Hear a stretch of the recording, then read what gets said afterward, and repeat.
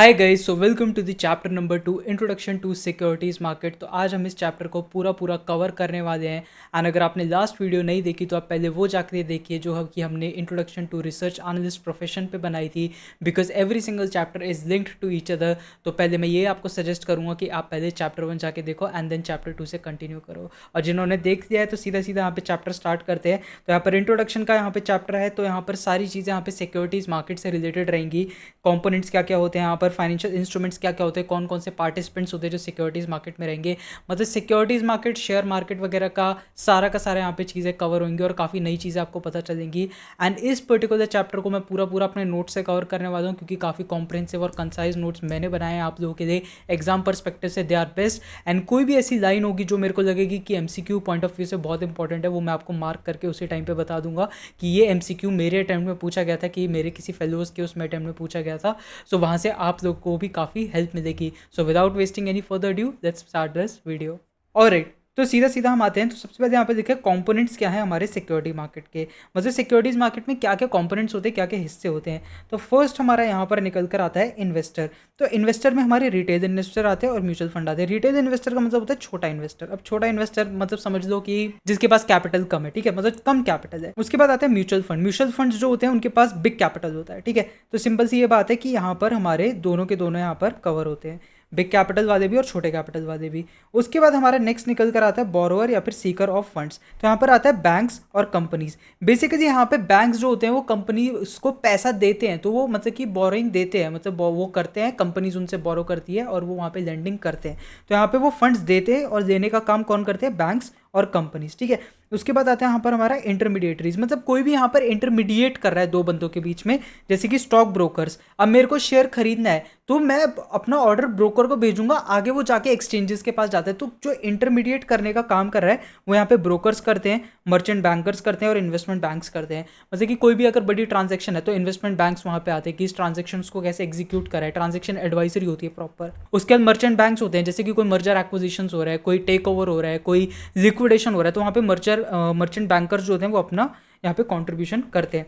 उसके बाद आती है रेगुलेटरी बॉडीज़। आपने सीधा सीधा यहाँ पे देखा होगा आरबीआई है, सेबी है, एम्फी है। तो यहाँ पे आरबीआई जो होती है, मैं यहाँ पे लिख देता हूँ, आरबीआई जो होती है वो बैंकिंग सेक्टर को रेगुलेट करती है। सेबी जो होती है वो आपको पता होगा शेयर मार्केट को रेगुलेट करती है, शेयर मार्केट। और जो हमारा ये जो होता है AMFI, association of mutual funds of India, mutual fund sector को यहाँ पे रेगुलेट करती है। तो ये सारी रेगुलेटरी बॉडीज़ हैं जो यहाँ पे कवर होती है, ठीक है। तो ये चार हमारे कंपोनेंट्स होते हैं।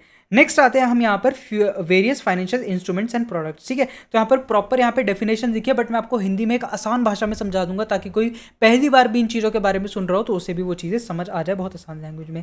पहले आता है इक्विटी शेयर्स। इक्विटी शेयर जो होते हैं वो यूनिट ऑफ ओनरशिप होते हैं जो कि पब्लिक कंपनी इशू करती है जनरल पब्लिक को। सबसे पहले इक्विटी शेयर होल्डर्स को हम ओनर्स ऑफ कंपनीज बोलते हैं। आप लोगों को ये चीज़ पता होगी और इस पर क्वेश्चन भी बनता है। तो सबसे पहली चीज़ तो ये एमसीक्यू परस्पेक्टिव से ये इंपॉर्टेंट है कि यहाँ पर इक्विटी शेयर होल्डर्स जो होते हैं वो यहाँ पर म्यूचुअल, ये जो हमारे होते हैं कंपनीज के ओनर्स माने जाते हैं, और ये यहाँ पर जनरल पब्लिक को ऑफर होते हैं, ठीक है, जनरल पब्लिक को ऑफर होते हैं, और ये लॉन्ग टर्म फाइनेंसिंग का प्राइमरी सोर्स है। तो ये चीज़ें इंपॉर्टेंट होती है।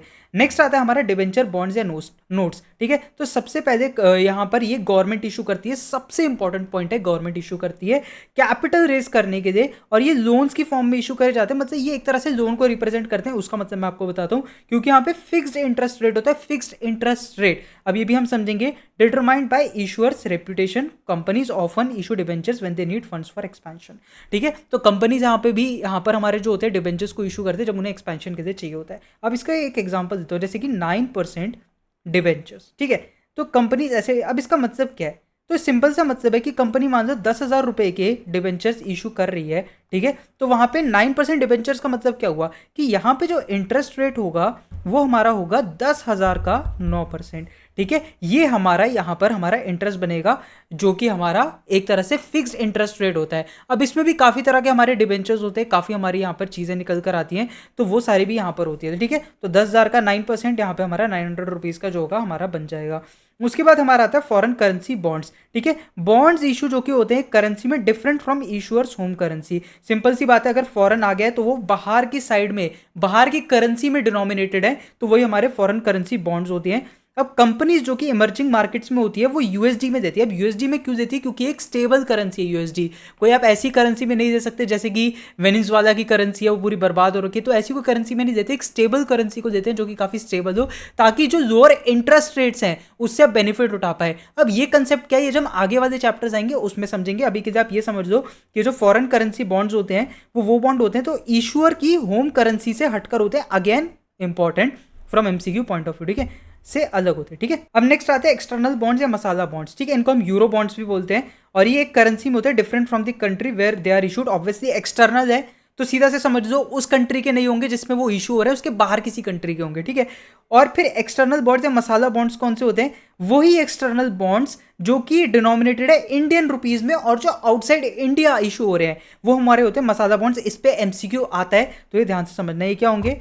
ये हमारे डिनोमिनेटेड हैं आईएनआर में और ये इशू हो रहे हैं बाहर, इशू आउटसाइड, ठीक है। Very important from MCQ perspective, ये बाहर इशू होते हैं, ठीक है, तो ये चीज भी समझ कर रहना। वारंट्स एंड कन्वर्टेबल्स, कोई भी लॉन्ग टर्म सिक्योरिटी जो कि आगे आने वाले टाइम में मेच्योरिटी पे कन्वर्ट होती है किसी दूसरी सिक्योरिटी में, वो हमारे होते हैं यहाँ पर लॉन्ग टर्म या फिर हमारे कन्वर्टेबल सिक्योरिटीज। तो मान लो अगर कोई डिबेंचर है, ठीक है, जैसे एक एग्जांपल सिंपल सा देता हूं, 9% कन्वर्टेबल डिबेंचर्स, ये इशू होते हैं, ठीक है, कन्वर्टेबल डिबेंचर्स, ठीक है। तो इसका मतलब ये होता है कि ये जो 9% कन्वर्टेबल डिबेंचर्स हैं ये आगे जाके स्टॉक में कन्वर्ट होंगे, स्टॉक में कन्वर्ट होंगे या किसी और सिक्योरिटी में कन्वर्ट होंगे, इक्विटी शेयर्स में होंगे, तो उन्हें बोलते हैं हम 9% कन्वर्टेबल डिबेंचर्स। नेक्स्ट आता है हमारा इंडाइसेस। अब इंडाइसेस का मतलब क्या होता है? एक स्टैटिस्टिकल मेजर होता है जो कि बताते हैं कि कितना चेंज हुआ है स्टॉक मार्केट में, और यहाँ पे सारे के सारे अंडरलाइंग स्टॉक्स को लेके देखा जाता है, और यहाँ पे मार्केट के सेंटीमेंट को, डायरेक्शन ऑफ प्राइस मूवमेंट देखा जाता है। बेसिक सी बात है, इतनी टेक्निकल लैंग्वेज लिखी है।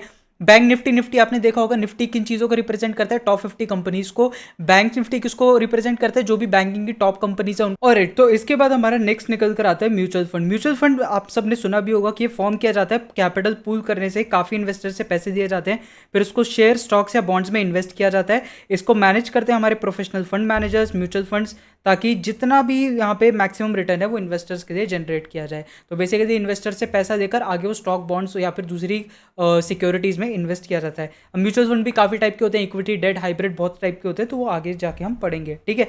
नेक्स्ट आता है हमारा प्रेफरेंस स्टॉक या प्रेफरेंस शेयर्स। तो बेसिकली प्रेफरेंस शेयर्स और इक्विटी शेयर्स में ये फर्क होता है कि प्रेफरेंस शेयर में आपको एक डिविडेंड दिया जाता है जिसको प्रेफरेंस डिविडेंड भी बोलते हैं। अब ये कितना भी हो सकता है, 8%, 9%, 10%। और यहाँ पे एक डिफरेंस जो होता है वो और होता है कि यहाँ पर कोई भी वोटिंग राइट्स नहीं होते हैं। जैसे इक्विटी शेयर्स को शेयर होल्डर्स बोला जाता है या ओनर्स बोला जाता है कंपनी का, प्रेफरेंस शेयर्स में आपको एक प्रेफरेंस डिविडेंड दिया जाता है और यहाँ पे वोटिंग राइट्स नहीं होते हैं। और जब कंपनी लिक्विडेट होती है, अगर मान लो कंपनी वाइंड अप हो रही है, लिक्विडेट हो रही है, तो जो भी पेमेंट का साइकिल चलता है वो पहले प्रेफरेंस शेयर होल्डर्स को पेमेंट की जाती है, उसके बाद इक्विटी शेयर होल्डर्स को की जाती है। तो एक साइकिल चलता है, तभी उनको प्रेफरेंस शेयर होल्डर बोलते हैं। प्रेफरेंस मतलब जब कंपनी वाइंड अप होगी तो प्रेफरेंस हम इनको देंगे रीपेमेंट में, ठीक है, तो ऐसे होता है। उसके बाद आते हैं हमारे आईडीआर, जीडीआर और एडीआर। तो basically Indian depository receipts global होती है, मतलब बहुत सारी होती है। तो यहाँ पर जो भी एक बैंक इशू करता है रिसीप्ट्स को, जो कि परचेज करती है शेयर्स ऑफ फॉरेन कंपनीज और उस पर एक सिक्योरिटी क्रिएट कर देती है लोकल एक्सचेंज पे, जो कि बैक्ड अप होते हैं, ठीक है। तो बेसिकली यहाँ पर क्या होता है कि यहाँ पर रिसीप्ट्स को इशू करा जाता है। अब ये रिसीप्ट्स बैंक्स इशू करते हैं, ठीक है, और वो बैंक्स जाके आगे फॉरेन कंपनीज के जो है शेयर्स को परचेज करते हैं और फिर उन पे एक सिक्योरिटी क्रिएट की जाती है। सिक्योरिटी मतलब उन पे एक मॉर्टगेज टाइप है सिक्योरिटी क्रिएट करी जाती है, जो कि एक यहाँ पे हमें सेफ कस्टडी वगैरह देती है, और उसके बाद इनको लोकल एक्सचेंज से बैकअप किया जाता है। ऑब्वियसली जो वो बैंक्स इशू कर रहे हैं तो उनको लोकल एक्सचेंज से किया जाएगा। These instruments help large companies raise capital in foreign markets। तो बेसिकली बैंक से एक तरह से गारंटी दे देता है लोकल करेंसी का यूज करके, और फिर जो लार्ज बड़ी कंपनीज होती है फॉरेन मार्केट्स में पैसा उठा सकती हैं। सिंपल से इसका ये मतलब है। एफसीसी भी इसका मतलब होता है फॉरेन करेंसी कन्वर्टेबल बॉन्ड्स। ये कन्वर्टेबल बॉन्ड्स होते हैं जो कि करेंसी में इशू होती है, जो कि करेंसी जो डोमेस्टिक करेंसी है इशूअर की उससे अलग होती है। और यहाँ पर क्या होता है कि यहाँ पे डेट और इक्विटी के फीचर्स को ब्लेंड किया जाता है। यहाँ पे रेगुलर कूपन, कूपन मतलब होता है कूपन रेट, एक तरह से इंटरेस्ट रेट ही होता है, ठीक है, और प्रिंसिपल पेमेंट्स को while giving bank holder the options to convert their bonds into stock, ठीक है, ये भी इंपॉर्टेंट है। तो सिंपल से यहाँ पर होता है कि डेट और इक्विटी के फीचर्स को मिला दिया जाता है। रेगुलर कूपन पेमेंट होती है जो कि डेट का एक फीचर है, और उसके बाद यहाँ पे बॉन्ड होल्डर्स को हम एक ऑप्शन भी दे देते हैं कि आप इसे आगे जाके स्टॉक में कन्वर्ट कर सकते हो। मतलब कि यहाँ पर कन्वर्टेबल बॉन्ड्स है, कन्वर्टेबल हमने ऊपर भी पढ़ा था, तो ये वही मतलब है, ठीक है। नेक्स्ट यहाँ पर आता है कॉमोडिटी लिंक्ड और यहाँ पे इक्विटी डिबेंचर्स। तो यहाँ पर क्या होते हैं, फ्लोटिंग रेट डेट इंस्ट्रूमेंट्स होते हैं। अब फ्लोटिंग रेट का मतलब होता है कि जिसका इंटरेस्ट रेट फिक्स नहीं है, ठीक है, इंटरेस्ट रेट फिक्स नहीं है, ठीक है। अब यहाँ पे क्या होता है कि ये अंडरलाइंग इक्विटी एसेट्स के जो परफॉर्मेंस है उस पर डिपेंड करता है, such as S&P Sensex, individual stocks, Nifty 50, यहाँ पे customize stock basket. Similarly commodity linked debentures are debt instruments जिनका इंटरेस्ट डिपेंड करेगा return on commodity underlying commodity asset पे। मतलब मान लो कोई भी कमोडिटी का एसेट है, सिल्वर है, गोल्ड है, अब उससे अगर कोई लिंक है तो उसका जो कूपन रेट होगा या जो इंटरेस्ट होगा वो उसके परफॉर्मेंस पे बेस होगा। अगर गोल्ड बहुत बड़ी रैली दे रहा है तो उसका जो कूपन रेट है, इंटरेस्ट रेट है उस पर्टिकुलर कमोडिटी का या उस पर्टिकुलर हमारा कमोडिटी लिंक डिबेंचर्स का वो ज्यादा होगा, और अगर गोल्ड अच्छा परफॉर्म नहीं कर रहा तो उसका कम होगा। तो मतलब यहाँ पे फिक्स कुछ नहीं होता है, सिंपल से इसका मतलब ये है। मॉर्टगेज बैक सिक्योरिटीज ये कुछ कुछ सिमिलर होते हैं, एसेट बैक्ड होते हैं, और ये सिक्योर्ड होते हैं एक मॉर्टगेज से या फिर एक कलेक्शन ऑफ मॉर्टगेज से। ये मॉर्टगेज फिर एक ग्रुप को बेच दी जाती है। अब वो ग्रुप हमारा कोई भी हो सकता है, गवर्नमेंट एजेंसी या फिर कोई इन्वेस्टमेंट बैंक, जो कि उसको पैकेज करता है एक लोन की तरह एक सिक्योरिटी में, फिर आगे जाके उसको इन्वेस्टर्स परचेज कर देते हैं। अभी आपको टेक्निकल लग रहा होगा, बट आगे जाके जब हम इसको पढ़ेंगे तो मैं आपको सिंप्लीफाइड मैनर में एक चार्ट की फॉर्म में समझाऊंगा। बट ये इतना इंपॉर्टेंट नहीं होता है उसके परस्पेक्टिव से कि ये पेपर में इसमें क्वेश्चन आते हैं। बेसिकली आपको पता होना चाहिए कि मॉर्टगेज से बैकअप होते हैं, तो वो चीज़ ज़रूरी होती है। रियल एस्टेट इन्वेस्टमेंट ट्रस्ट और इंफ्रास्ट्रक्चर इन्वेस्टमेंट ट्रस्ट हमारे वही होते हैं कि ये मनी पूल की जाती है, मतलब इन्वेस्टर से पैसा मंगाया जाता है और आगे जाके उसे रियल एस्टेट में इन्वेस्ट किया जाता है। वही यहाँ पर लिखा हुआ है, रियल एस्टेट और इंफ्रास्ट्रक्चर प्रोजेक्ट्स में पैसा डाला जाता है। कमोडिटीज़ क्या होती हैं? बेसिक मटेरियल और गुड्स जो कि होमोजीनियस होते हैं। होमोजीनियस मतलब एक जैसे होते हैं, इंटरचेंजेबल होते हैं with other goods of the same type, और इसको कैटेगराइज करते हैं हार्ड और सॉफ्ट में। इंपॉर्टेंट है, हार्ड और सॉफ्ट वाला पेपर में आता है। हार्ड वो होते हैं जिसमें नेचुरल रिसोर्सेज होते हैं जो कि माइन किए जा सकते हैं और एक्सट्रैक्ट किए जा सकते हैं, जैसे कि मेटल और क्रूड ऑयल। और सॉफ्ट कमोडिटीज होते हैं agriculture products such as grain और पल्सेस। सेल्फ एक्सप्लेनेटरी, इसमें कुछ समझाने लायक है नहीं, ठीक है। प्रीशियस मेटल्स जो होते हैं, गोल्ड सिल्वर होते हैं, जो कि मेंटेन करते हैं रियल वैल्यू ऑफ मनी, क्योंकि ये हेज अगेंस्ट इन्फ्लेशन होते हैं। जब भी महंगाई बढ़ती है तो इनका प्राइस भी बढ़ता है, तो एक तरह से रियल वैल्यू ऑफ मनी को बताते हैं। कमोडिटी ईटीएफ जो होते हैं वो ईटीएफ हमारे होते हैं जो कि इन्वेस्ट करते हैं रेंज ऑफ फिजिकल कमोडिटीज़ में। इन्वेस्टर जो इनकी यूनिट्स बाय कर सकते हैं ईटीएफ्स के थ्रू, और इसको काफ़ी कमोडिटीज़ में चलते हैं। सबसे ज़्यादा गोल्ड ईटीएफ चलते हैं, सिल्वर के भी होते हैं, काफ़ी होते हैं, पर गोल्ड में सबसे ज़्यादा इन्वेस्ट किया जाता है। बेसिकली आप यूनिट्स बाय कर सकते हो, जैसे म्यूचुअल फंड में आप यूनिट्स बाय करते हो वैसे ही आप यहाँ पे भी यूनिट्स बाय कर सकते हो। मैनेज्ड फ्यूचर कॉन्ट्रैक्ट्स, ठीक है। अब फ्यूचर कॉन्ट्रैक्ट्स वही होता है कि एग्रीमेंट होता है बाय सेल करने का एक स्पेसिफाइड फ्यूचर डेट पे और एक प्राइस पे, जैसे कि आजकल फ्यूचर ट्रेडिंग वगैरह बहुत चल रही है, तो ये वही चीज़ें हैं। और यहाँ पे ये लिखा है कि the buyer of the contract benefits अगर प्राइस ऊपर जाता है इन द फ्यूचर और वैसा वर्सा। अब ऐसा नहीं है कि कोई थंब रूल ये कि ऊपर जाएगा तभी फायदा होगा, फ्यूचर को शॉर्ट करके भी बंदे पैसे कमाते हैं, तो ये डिपेंड करता है, ठीक है। उसके बाद आता है वेयर हाउस रिसीप्ट। तो बेसिकली ये proof of ownership of goods होते हैं कि वेयर हाउस में सामान पहुंच चुका है, तो उसकी एक रिसीप्ट होती है।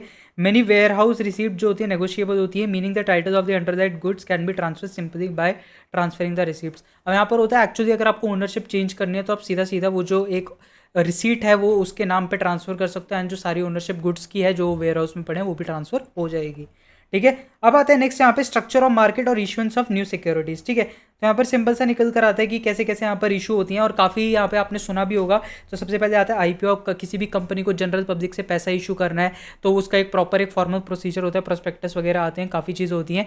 बट सिंपली अगर आपको जनरल पब्लिक से पैसे इशू करना है तो आप एक आईपीओ जाते हो, पोस्ट दैट आपके जो शेयर्स होते हैं वो स्टॉक एक्सचेंज पे लिस्ट हो जाते हैं। फॉलो ऑन पब्लिक ऑफरिंग, अगर मान लो एक कंपनी एक्सपैंड करना चाहती है और वो और शेयर्स इशू करना चाहती है लिस्ट होने के बाद में, तो वो एफपीओ के पास जाती है। प्राइवेट प्लेसमेंट क्या होता है कि प्राइवेट प्लेसमेंट बेसिकली एक सिलेक्टेड ग्रुप ऑफ इंडिविजुअल को दिया जाता है, सिलेक्टेड ग्रुप ऑफ इंडिविजुअल्स को दिया जाता है। इसकी जो लिमिट होती है वो 200 इंडिविजुअल्स तक की होती है, 200 मेंबर्स तक को आप दे सकते हो। तो ऐसी यहाँ पर काफ़ी चीज़ें होती है। उसके बाद आता है यहाँ पे क्वालिफाइड इंस्टीट्यूशनल प्लेसमेंट। ऑब्वियसली वो क्वालिफाइड है, मतलब काफ़ी सिलेक्टेड ग्रुप ऑफ इंडिविजुअल्स को दिया जाता है ये, और उनकी यहाँ पर एक प्लेसमेंट होती है। मतलब यहाँ पर भी ये काफ़ी सिमिलर है प्राइवेट प्लेसमेंट से। प्रेफरेंशियल इशू एक तरह से हमारा against selected group of individuals को हम शेयर्स इशू करते हैं at certain subject to certain terms and conditions. उसके बाद राइट इशू आता है कि एक पर्टिकुलर प्राइस पे यहाँ पे कुछ इशू हमारे शेयर्स किए जाते हैं जो एग्जिस्टिंग शेयर होल्डर्स हैं उनको। तो यहाँ पर जो मेन चीज़ निकल कर आती है वो एग्जिस्टिंग शेयर होल्डर्स को दिए जाते हैं। बोनस इशू यहाँ पे फ्री ऑफ कॉस्ट इशू किए जाते हैं शेयर होल्डर्स को, कि यहाँ पर अब वो निकलता है कि आपको 1:4 के, मतलब अगर आप 4 शेयर होल्ड करते हो तो आपको एक फ्री में मिलेगा, ऐसा होता है। ऑनशोर एंड ऑफशोर मतलब होता है कि फॉरेन शेयर होल्डिंग्स ऑफशोर होती है, और ऑनशोर मतलब होता है कि डोमेस्टिक शेयर होल्डिंग ही होती है, ठीक है। तो ये सिंपल सा वो मतलब है। जो मेन यहाँ पे इंपॉर्टेंट है, ये ऊपर वाले जो है सारे इंपॉर्टेंट है। ऑफर फॉर सेल भी वही होता है कि एग्जिस्टिंग शेयर होल्डर्स को यहाँ पे इशू किया जाता है हमारी सिक्योरिटीज़ वगैरह जो भी होती है, ठीक है। स्वेट इक्विटी शेयर्स और ईसॉप हमारे बहुत सिमिलर होते हैं क्योंकि एम्प्लॉयज़ को जो होते हैं हमारे दिए जाते हैं। अब यहाँ पर जो ये स्वेट इक्विटी होते हैं, कॉन्ट्रीब्यूशन जो भी होता है for their technical know how, जो भी उनका टेक्निकल नो हाउ है, अगर उनका कुछ अच्छा यहाँ पर परफॉर्मेंस रहता है तो उसके लिए उन्हें कुछ शेयर्स वगैरह इशू किए जाते हैं, ठीक है। और एम्प्लॉय स्टॉक ऑप्शन प्लान, मतलब कोई भी अगर एम्प्लॉय आता है और वो एक सर्टेन टाइमलाइन तक रहता है तो उसको कुछ शेयर्स इशू करे जाते हैं, वो हमारा ईसॉप में आता है। अब ये आते हैं हमारे सेकेंडरी मार्केट को दो में हमारा जो है डाइवर्सिफाई करा जाता है, या फिर हमारा एक तरह से डिस्टिंग्विश किया जाता है। एक हमारे होते हैं एक्सचेंज रेगुलेटेड और एक हमारे होते हैं यहाँ पर ओटीसी। अब सिंपल से यहाँ पर डिफरेंस ये होता है कि जो ओटीसी होते हैं वो नॉन स्टैंडर्डाइज्ड होते हैं और जो हमारे एक्सचेंज रेगुलेटेड होते हैं वो स्टैंडर्डाइज्ड होते हैं, और वो हमारे एक एक्सचेंज के थ्रू होते हैं। ओटीसी ट्रांजेक्शन जो होते हैं ऑफ काउंटर पे होती है, ओटीसी का मतलब ही होता है ओवर द काउंटर, और जो बाकी जो ट्रांजेक्शन होती है वो सारी एक्सचेंज के थ्रू होती है। तो ऐसे देखा जाता है कि जो बड़ी बड़ी ट्रांजेक्शन होती है वो हमारी सारी की सारी एक्सचेंज के थ्रू करी जाती है, ओटीसी की जो होती है, और जो एक ओटीसी की होती है वो ऑफ द काउंटर की जाती है, ठीक है। तो ये इनका बेसिक सा डिफरेंस है। अब यहाँ पे वो आता है कि मार्केट के इंटरमीडिएटरीज कौन से, तो इनको आपको पता ही होगा, स्टॉक एक्सचेंजेस होते हैं, डिपॉजिटरीज होते हैं, एनएसडीएस होता है, हमारा सीडीएसएस होता है, ये सब होते हैं। उसके बाद हमारे पार्टिसिपेंट्स होते हैं, ट्रेडिंग मेंबर्स होते हैं, ऑथराइज पर्सन्स होते हैं, कस्टोडियंस होते हैं। कस्टोडियंस वो होते हैं बेसिकली जो एसेट्स को सेफगार्ड करते हैं, एसेट्स की सेफगार्डिंग का काम होता है। इसको आप बस अगर पढ़ दोगे तो आपके लिए काफ़ी है, क्योंकि इनमें इतने क्वेश्चंस नहीं बनते। सेफ गार्डिंग का काम होता है। क्लियरिंग कॉर्पोरेशन जो होते हैं हमारे, एक तरह से सारा का सारा जो सेटलमेंट साइकिल चलता है उनको देखते रहे, जैसे T+1 T+2 इन सबको। उसके बाद मर्चेंट बैंकर्स होते हैं, हमने ऊपर पढ़ा था, वही M&A ट्रांजेक्शंस वगैरह होती है उनके लिए देते हैं, merger acquisition liquidation winding up वगैरह के लिए। और अंडर राइटर्स जो होता है यहाँ पर प्राइस से थोड़ा नीचे, मतलब मान लो इनका ये होता है कि अगर जनरल पब्लिक में आईपीओ लेकर आ रहे हैं और वो फुली सब्सक्राइब नहीं होता है तो ये गारंटी देते हैं कि भाई हम खरीद लेंगे, जिसके लिए एक फीस देते हैं जिसको अंडर राइटर फीस भी बोलते हैं, ठीक है। उसके बाद हमारा नेक्स्ट निकल कर आता है इंस्टीट्यूशनल पार्टिसिपेंट्स। तो यहाँ पर एफपीआई के बारे में हमने ऊपर पढ़ा, प्रोमिसरी नोट्स होल्डर्स होते हैं, फिर म्यूचुअल फंड्स होते हैं, इंश्योरेंस कंपनीज होती है। इंश्योरेंस कंपनी बताओ क्या करती है, सीधा सीधा जो प्रीमियम का आप लोग पैसा देते हो उसको लॉन्ग टर्म सिक्योरिटीज में इन्वेस्ट कर देते हैं और वहाँ से भी रिटर्न कमाती है, ऐसा चलता है, ठीक है। फिर वेंचर कैपिटलिस्ट फंड्स होती है, प्राइवेट इक्विटी फंड्स होते हैं, हेज फंड्स होते हैं, फिर ऑल्टरनेट इन्वेस्टमेंट फंड्स होते हैं, कैटेगरी 1 2 3 के, इनके बाइफर्गेशन भी होते हैं। वो आपके लिए इंपॉर्टेंट नहीं है कि वो किस पैरामीटर पे बाइफर्गेट होते हैं, क्योंकि उस पर क्वेश्चन नहीं आते हैं, ठीक है। नेक्स्ट आता है हमारा इन्वेस्टमेंट एडवाइजर्स होते हैं, ईपीएफ्स होते हैं। ईपीएफ भी यही करते हैं कि आपका जो पैसा होता है उसको वो सिक्योरिटीज में लगाते हैं, तो और वहां से जो रिटर्न्स आता है वो आपको ही वापस से बांट देते हैं अपना कुछ कमीशन देने के बाद। एनपीएस में भी यही होता है, फैमिली ऑफिस में वही होता है कि वो रिच जो फैमिलीज होते हैं उनके वेल्थ मैनेज वगैरह करते हैं। कॉर्पोरेट ट्रेजरीज होती है, ट्रेजरीज के पास, कॉर्पोरेट के पास बड़ी बड़ी ट्रेजरीज होती है जिसको लोग मैनेज करते हैं। उसके बाद आता है रिटेल पार्टिसिपेंट्स, हम जैसे लोग, और प्रॉक्सी एडवाइजरी सर्विस फॉर्म्स भी यहाँ पर होती है। तो बेसिकली ये सारे यहाँ पर जो होते हैं हमारा पूरा का पूरा चैप्टर जो है यहाँ पर कवर होता है। अब यहाँ पे काफ़ी जो है मैंने कंसाइज करके आपको बताया, क्योंकि ये चैप्टर बहुत डाइवर्सिफाई हो सकता था अगर एक एक चीज़ की टेक्निकलिटीज़ में जाएंगे, बट पेपर के पर्सपेक्टिव से अगर आप इतना भी अच्छे से पढ़ लेते हो तो I think it's more than enough और आपका काम यहाँ पे बन जाएगा। बाकी नेक्स्ट चैप्टर में अब हम पढ़ेंगे आगे इक्विटी और डेट मार्केट के बारे में, और इंडेट और कुछ टर्म्स जो यहाँ पे रह गई होंगी वो आगे भी आएंगी, तो बिल्कुल टेंशन मतलब सारी चीज़ यहाँ पे कॉम्प्रिहेंसिव वे में कवर होगी। So this was all from my side for chapter 2 and will meet up in the next one. तब तक सब्सक्राइब का बटन जरूर दबा देना।